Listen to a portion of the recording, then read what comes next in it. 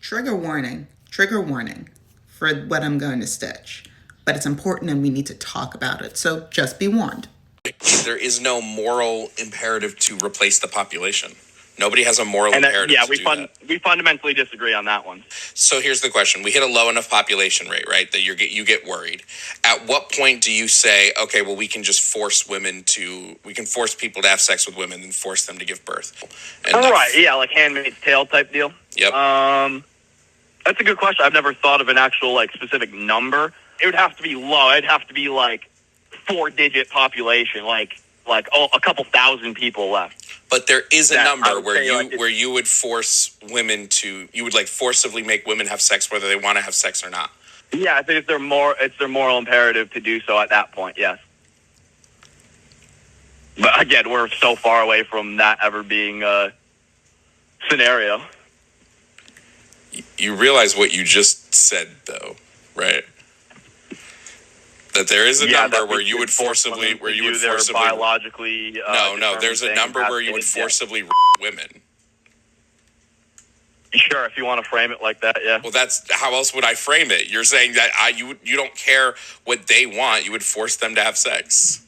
Yeah, for sure. So I think that the of a couple thousand women would be less harmful to the world than having humanity cease to exist.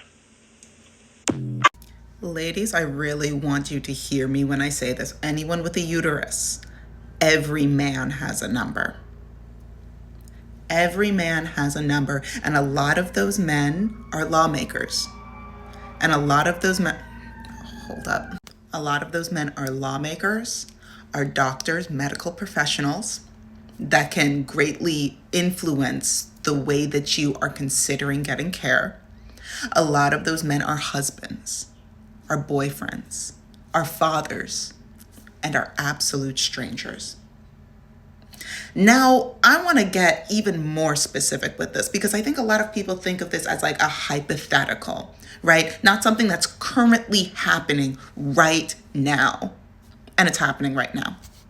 Also, hi, my name is Shayna. I am a journalist. I also talk a lot about decentering men and child-free living. And in this case, things are let's just dive in. Also, don't forget to like, share, subscribe. If anything I say resonates, I'd love a super thanks, all that good stuff. Now, let's dive in.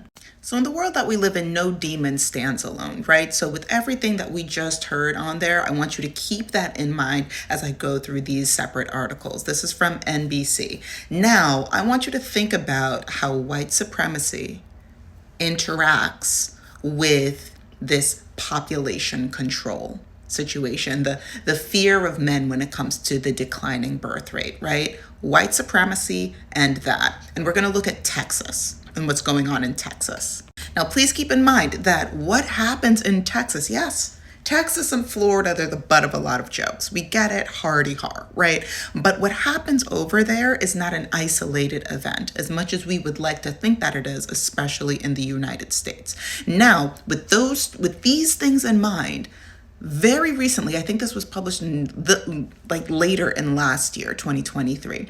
Latinos now outnumber non-Hispanic whites in Texas. So there are more non-white people than white people in Texas, right? Now, as a non-white person myself, I love to see it.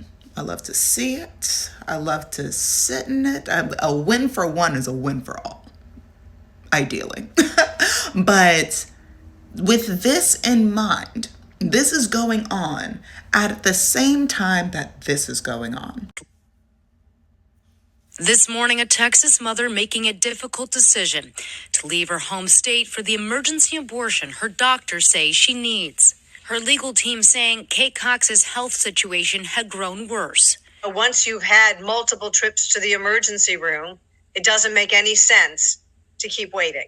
Hours later, the highest court in Texas overruling a lower court's decision on Monday, now saying Cox's doctor didn't show her abortion would meet the standard for a medical necessity, clarifying the narrow exceptions to the state's abortion bans. I never thought I would ever need or want an abortion. I always wanted a big family. It's a case of legal whiplash for Kate and her husband Justin, who already have 2 children.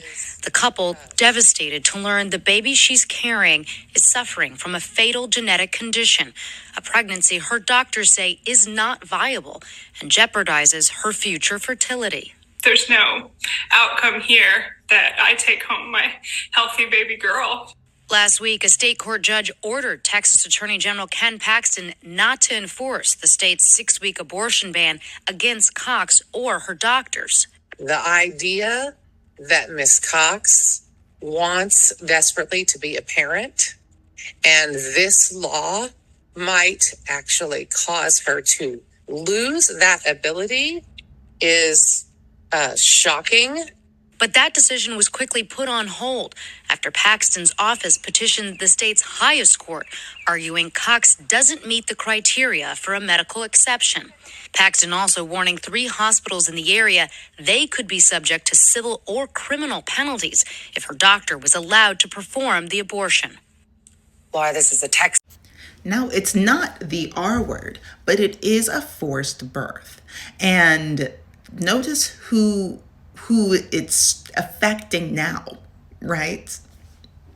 Now, this is, how do I say this? Because it's not necessarily that I'm ringing the alarm for white women. Like, hey guys, so much as the alarm has been ringing for years, for all women, for all people with uteruses. And I think that a lot of white women are now realizing, oh my God, it's affecting us too.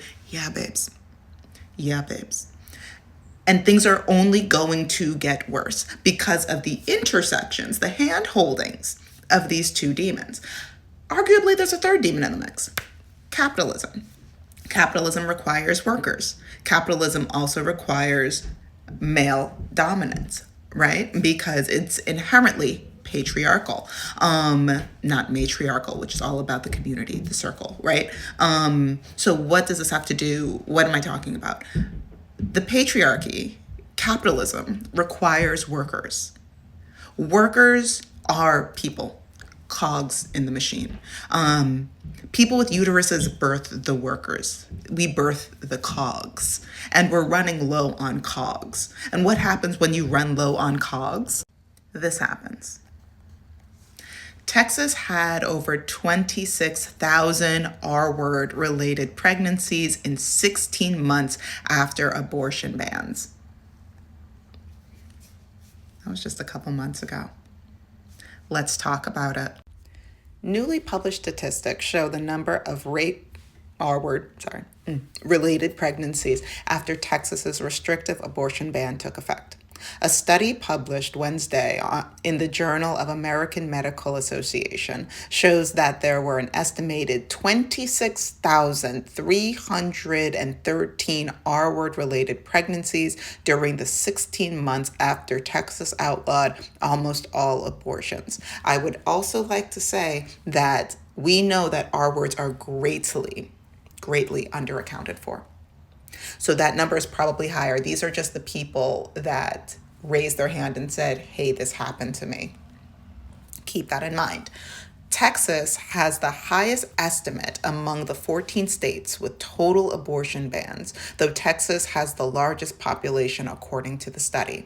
We continue on. According to our partners at the Houston Chronicle, the researchers estimate that there were 519,981 R-words associated with the 64,565 pregnancies during the 4 to 18 months after states implemented total abortion bans following Roe v. Wade being overturned in June 2022.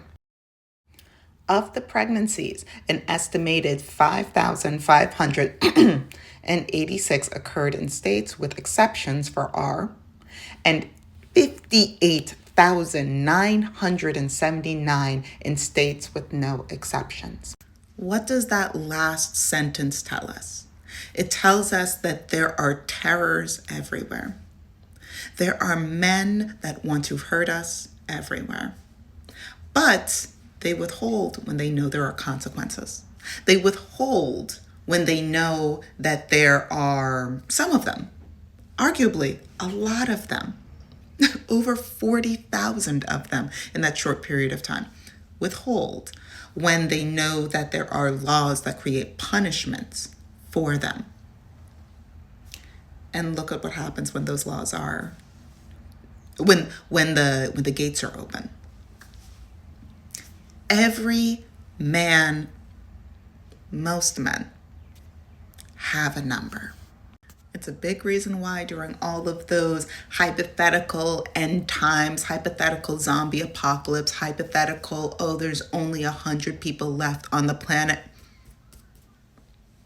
I'm clocking out, I'm tapping out, I'm saying, listen, it's been a good run, because look at what happens.